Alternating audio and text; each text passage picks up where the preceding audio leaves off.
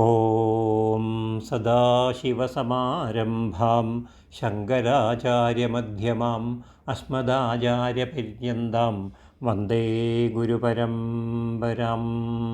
ഓം ഭദ്രം കർണീഭിഃ ശൃണുയാമദേവാഃ ഭദ്രം പശ്യേമാക്ഷഭിഃ യജത്രാഃ സ്ഥിരൈരംഗൈസ്തുഷ്ടുവാംസസ്തനൂഭിः വ്യശേമദേവഹിതം യദായുഃ ഭദ്രം no അഭിവാദയമനഃ. Om Shanti ശാന്തി ശാന്തി.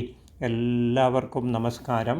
മുണ്ടക ഉപനിഷത്തിലെ ഒന്നാം മുണ്ടകത്തിലെ ഒന്നാം കാണ്ഡത്തിലെ 7ാമത്തെ മന്ത്രം യഥോർണനാഭി സൃജതേ ഗൃണ്ണതേ ച യഥാ പൃഥിവ്യാമൗഷധയ സംഭവന്തി യഥാ സദഃ പുരുഷാത് കേശലോമാനി തഥാക്ഷരാത് സംഭവതീഹ വിശ്വം.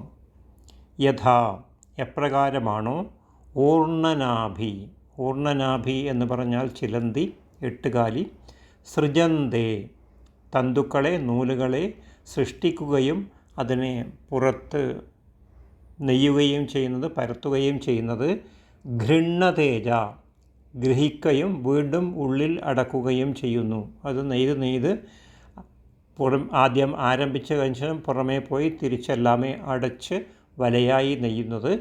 യഥാച എങ്ങനെയാണോ പൃഥിവിയിൽ ഭൂമിയിൽ, പൃഥിവ്യാം ഭൂമിയിൽ, ഔഷധയ ഔഷധികൾ, ധാന്യങ്ങൾ മുതലായവ സംഭവന്തി ഉദ്ഭവിക്കുന്നത്, ഉണ്ടാകുന്നത്, യഥാ എങ്ങനെയാണോ സത്തായ ജീവിച്ചിരിക്കുന്ന പുരുഷാത് പുരുഷനിൽ കേശലോമാനി തലമുടികളും രോമങ്ങളും സംഭവന്തി ഉണ്ടാകുന്നത്, തഥാ അതുപോലെ ഇഹ ഈ സംസാരമണ്ഡലത്തിൽ, ഈ ലോകത്തിൽ, അക്ഷരാത് അക്ഷരനിൽ നിന്ന്, വിശ്വം ജഗത്ത് മുഴുവൻ, സംഭവതി ഉണ്ടാകുന്നു, ആവിർഭവിക്കുന്നു. അക്ഷരം സർവഭൂതങ്ങൾക്കും കാരണമാണെന്ന് പറഞ്ഞു. അത് എങ്ങനെയാണെന്ന് പ്രസിദ്ധങ്ങളായ ദൃഷ്ടാന്തങ്ങളെ കൊണ്ട് കാണിക്കുകയാണ് ഇവിടെ ചെയ്യുന്നത്.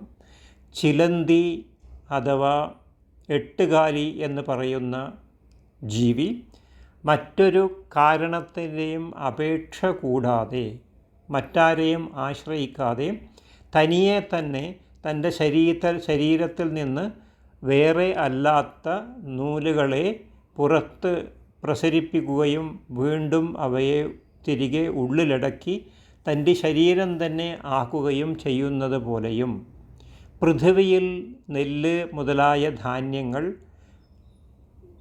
പൃഥിവിയിൽ നിന്ന് വേറെ അല്ലാതെ തന്നെ ഉണ്ടാകുന്നത് പോലെയും, ജീവിച്ചിരിക്കുന്ന വ്യക്തിയിൽ, മനുഷ്യനിൽ വിലക്ഷണങ്ങളായ തലമുടിയും രോമങ്ങളും ഉണ്ടാവുകയും ചെയ്യുന്നത് പോലെ, ഇവിടെ വിലക്ഷണവും സലക്ഷണവും എന്ന് പറയുമ്പോൾ കാരണത്തിൽ നിന്ന് വ്യത്യാസപ്പെട്ട ലക്ഷണങ്ങളോട് കൂടിയ എന്ന് വരും.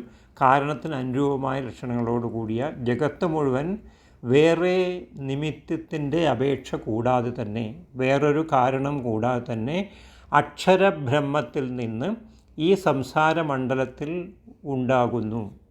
ബ്രഹ്മത്തിൽ നിന്നുണ്ടാകുന്ന ജഗത്ത് ഈ ക്രമത്തിലാണ് ഉണ്ടാകുന്നത്.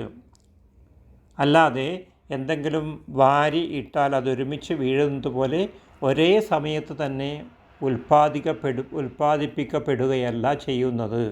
പ്രയാസം കൂടാതെ മനസ്സിലാക്കാൻ വേണ്ടിയാണ് ഒരു ചിലന്തി വല നെയ്യുന്നത് പോലെ എന്ന് പറഞ്ഞത്. അപ്പോൾ ചിലന്തി സ്വന്തം ശരീരത്തിൽ നിന്ന് തന്നെയുള്ള നൂലുകൊണ്ട് എപ്രകാരമാണോ വല നെയ്ത് എടുക്കുന്നത്, അതേമാതിരി തന്നെ 2-3 ഉദാഹരണങ്ങൾ വേറെയും പറഞ്ഞു.